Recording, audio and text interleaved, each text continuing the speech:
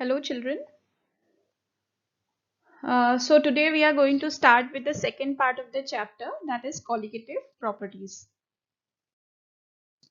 अच्छा, सबसे पहले colligative properties होता क्या है?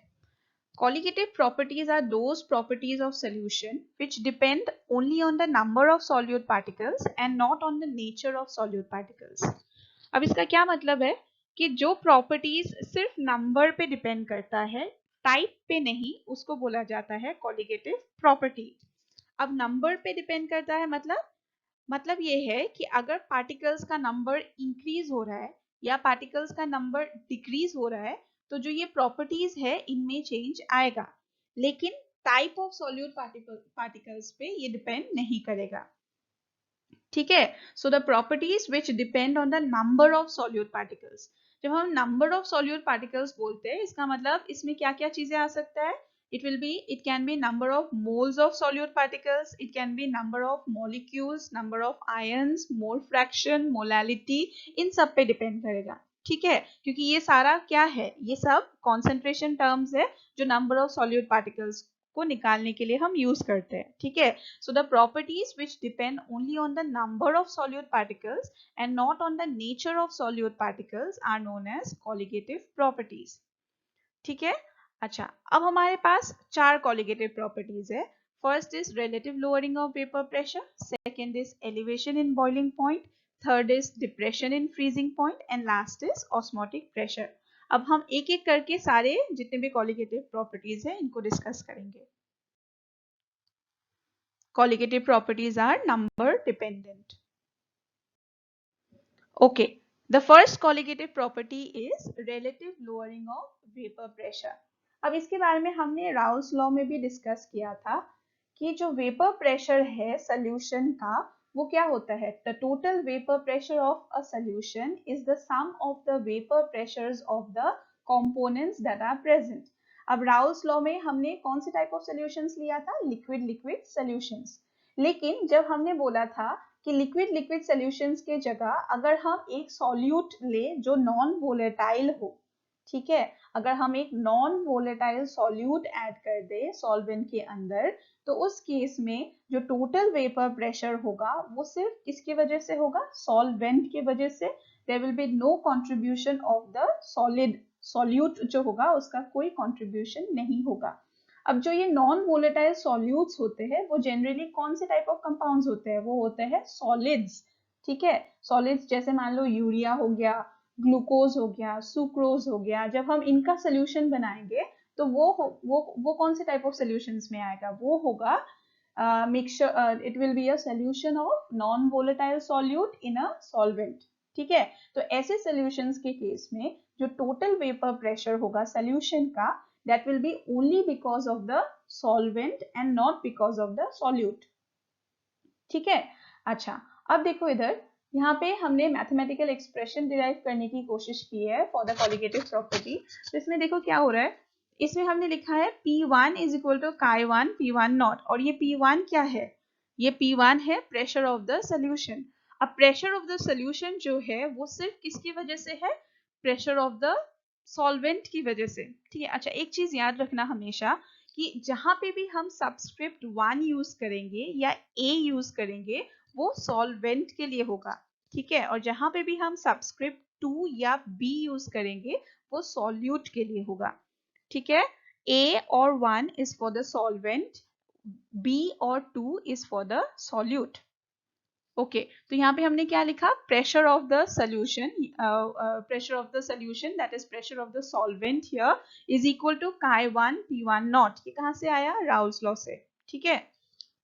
अब इसके बाद हम निकालने की कोशिश कर रहे हैं डेल्टा P1. डेल्टा P1 हम क्यों निकाल रहे हैं, डेल्टा P1 क्या है, lowering of vapour pressure. Lowering of vapour pressure is delta P1.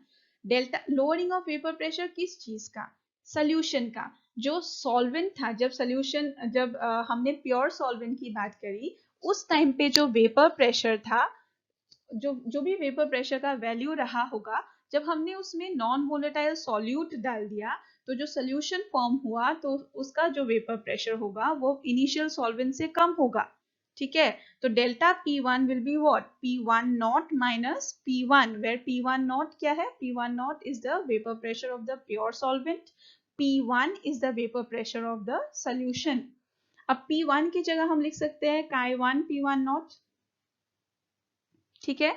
अब इसमें से हमने क्या कॉमन लिया, P1 नॉट, तो ये बन गया 1 माइनस Chi1, 1 माइनस Chi1 की जगह हम लिख सकते हैं Chi2, so delta P1 becomes equal to Chi2 P1 naught, ठीक है। तो ये हमारा हमें क्या मिल गया यहाँ पे, लोअरिंग ऑफ वेपर प्रेशर। हमें क्या चाहिए, relative lowering of vapour pressure. अब इस P1 नॉट को इधर ले आओ तो फिर क्या होगा, delta P1 by P1 not होगा, ठीक है।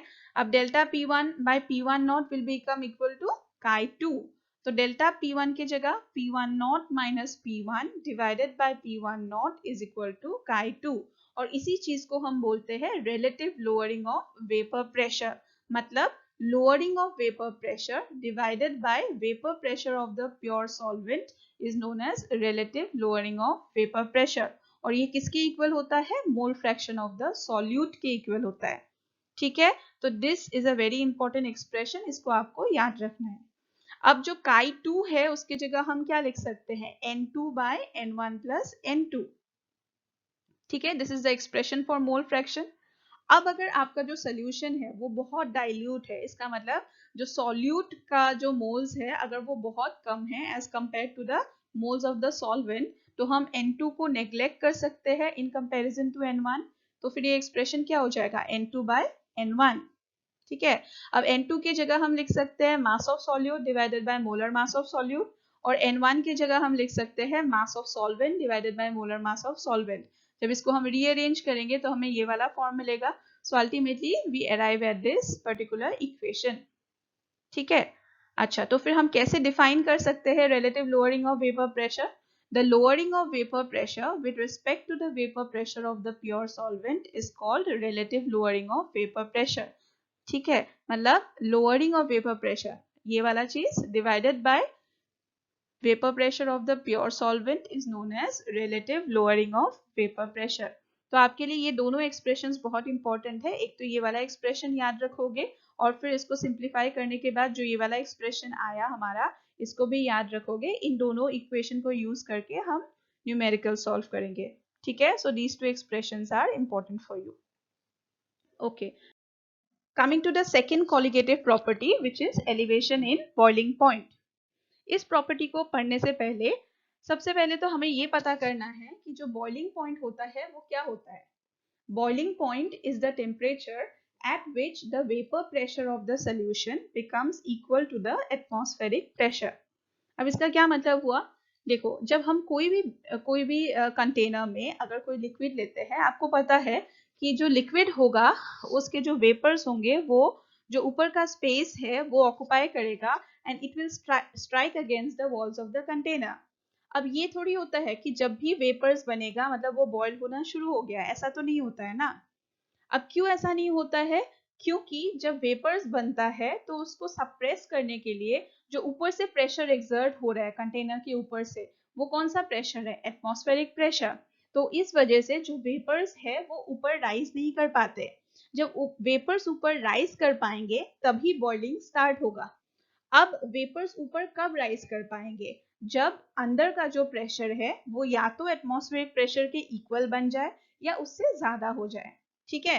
तो हम ये बोलते हैं that the temperature at which the vapor pressure becomes equal to the atmospheric pressure is known as boiling point, मतलब उस टेम्परेचर पे बॉइलिंग स्टार्ट हो जाएगा, ठीक है। So this is known as the boiling point of the liquid, okay.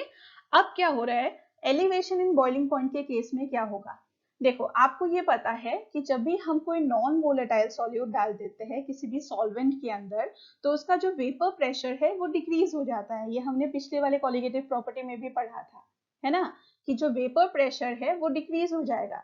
अब आपको ये पता है कि जो वेपर प्रेशर है वो इनवर्सली प्रोपोर्शनल होता है बॉइलिंग पॉइंट के साथ। तो फिर अगर वेपर प्रेशर डिक्रीज हो जाएगा मतलब ऑटोमेटिकली जो बॉइलिंग पॉइंट है वो इंक्रीज हो जाएगा, है ना। तो फिर जो ये इंक्रीज इन बॉइलिंग पॉइंट है इसको बोला जाता है elevation of boiling point, clear. अच्छा, अब ग्राफिकली देखो इस ग्राफ में हमने क्या प्लॉट किया इधर, वेपर प्रेशर वर्सेस टेम्परेचर।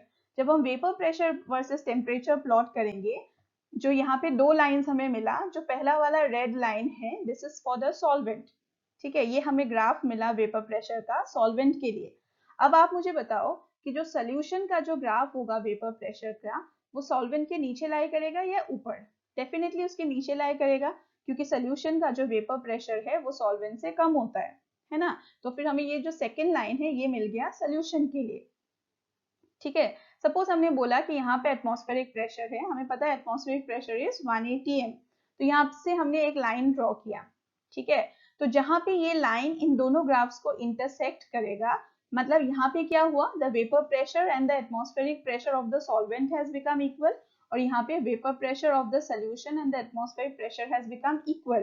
तो मतलब इस पॉइंट पे बॉइलिंग स्टार्ट हो जाएगा, ठीक है। अब इसके कोरिस्पॉन्डिंग जो यहाँ पे टेम्परेचर आएगा, यहाँ पे और यहाँ पे जो टेम्परेचर आएगा, these will be the boiling points.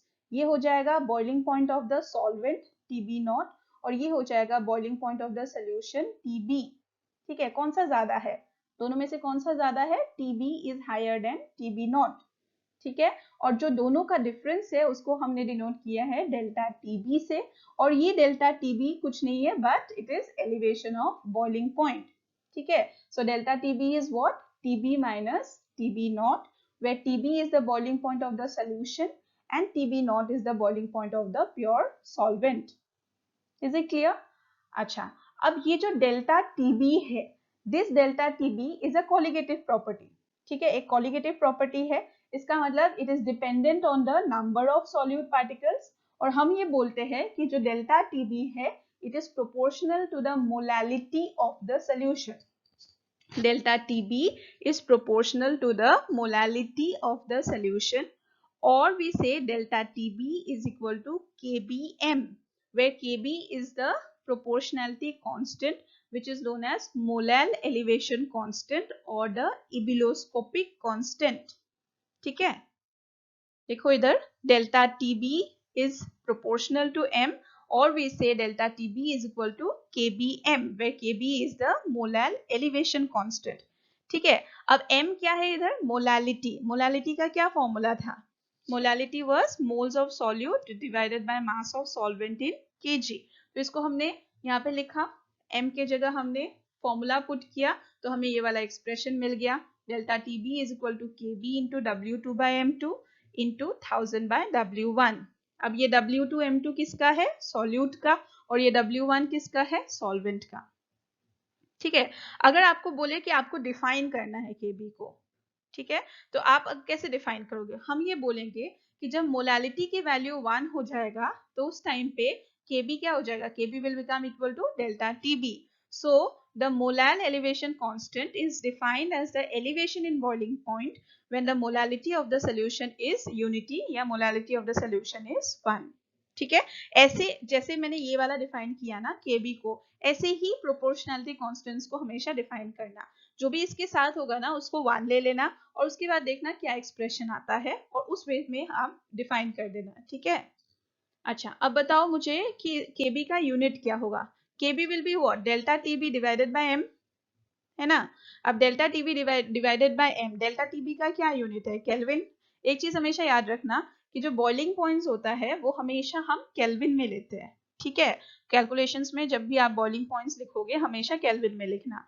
अब डेल्टा TB का यूनिट हो गया केल्विन, और मोलालिटी का क्या यूनिट होता है, मोल्स पर केजी, तो फिर केबी का क्या क्या यूनिट हो जाएगा, केल्विन अपॉन मोल्स पर केजी, या हम ऐसे लिख सकते हैं केल्विन केजी पर mole. So this is the unit for K B. अच्छा, अब आगे देखो, केबी जो है इसका एक और एक्सप्रेशन है, इसको याद रखना, it is RT naught square 1000 by RT naught square divided by 1000 LV। इसमें R क्या है, gas constant, T naught is the boiling point of the pure solvent, and LV is known as latent heat of vaporisation. Latent heat आप लोगों ने पहले भी पढ़ा होगा, तो ये जो LV है this is latent heat of vaporisation. आपको ये भी पता होगा कि लेटेंट हीट हमेशा 1 ग्राम के लिए डिफाइन होता है, ठीक है। So this is latent heat of vaporisation per gram of the solvent. अगर लेटेंट हीट की जगह हम एंथैल्पी ऑफ वेपराइजेशन लिखना चाहे तो आपको हम लोगों ने थर्मोडायनेमिक्स में भी पढ़ा था कि एंथैल्पी हमेशा एक मोल के लिए डिफाइन होता है ना। तो फिर delta H vaporisation is enthalpy of vaporisation per mole of the solvent. तो फिर एलवी और डेल्टा एच वेपराइजेशन में क्या रिलेशन आ जाएगा, LV is equal to delta H vaporisation by m1। ये क्योंकि 1 ग्राम के लिए डिफाइंड है और ये 1 मोल के लिए डिफाइंड है, तो हम क्या करेंगे, मोलर मास से डिवाइड कर देंगे। So L V is equal to delta H vaporization upon m1। तो फिर एलवी की जगह हम ये पुट करेंगे तो हमें ये वाला एक्सप्रेशन मिल जाएगा, ठीक है। And R is the gas constant. अच्छा, अब मुझे एक चीज बताओ, यहाँ पे जो ये केबी है, आपको क्या लग रहा है, ये जो केबी है it is a property of the solute और the property of the solvent. अच्छा, आप एक्सप्रेशंस देखो, जो केबी का एक्सप्रेशन है यहाँ पे, जो हमने एक्सप्रेशंस लिखा है यहाँ पे, कहीं पे भी हमने सॉल्यूट का मेंशन नहीं किया। जैसे टी नॉट जो है वो boiling point of the pure solvent है ना। अब एलवी जो है वो क्या है, latent heat of vaporisation of the solvent है। m1 क्या है, molar mass of the solvent है। इसका ये मतलब है केबी जो है it is a property of the solvent. मतलब जब तक आपका सॉल्वेंट सेम रहेगा, केबी का वैल्यू भी सेम रहेगा, ठीक है। जैसे किसी भी क्वेश्चन में सपोज कोई भी पर्टिकुलर सॉल्वेंट यूज हो रहा है, जैसे वाटर हो गया, बेंजीन हो गया, तो फिर इन सब के लिए आप ये देखोगे कि अगर सॉल्वेंट सेम रह रहा है तो फिर केबी का वैल्यू भी हमेशा सेम ही रहेगा, ठीक है। सो केबी और the molal elevation constant is a property of the solvent and not of the solute, ठीक है। Is it clear to all of you? Okay. Thank you.